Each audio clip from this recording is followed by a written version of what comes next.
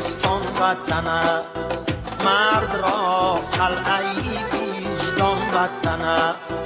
تشنه را کاسه ای آب دمی مرگ، تشنه را یک لبکی نان وطن است. تشنه را کاسه ای آب دمی مرگ، تشنه را یک لبکی نان وطن است.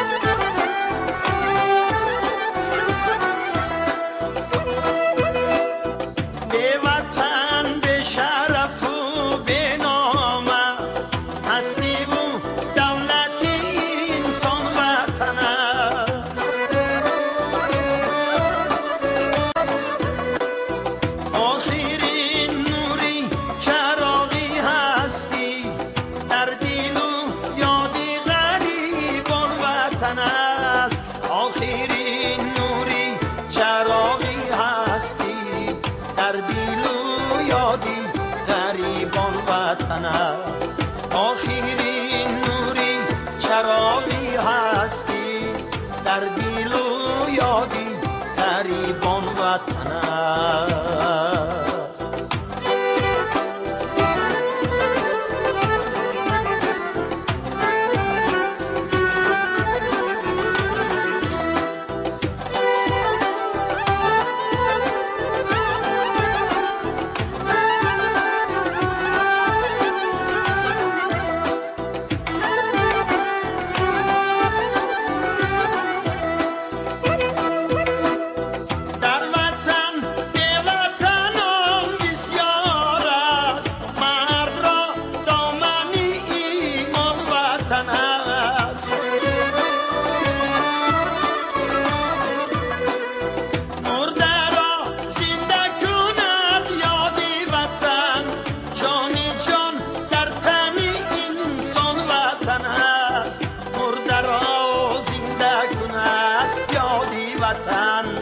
جانی جان در تن انسان وطن است، مرده را زنده کند یاری وطن.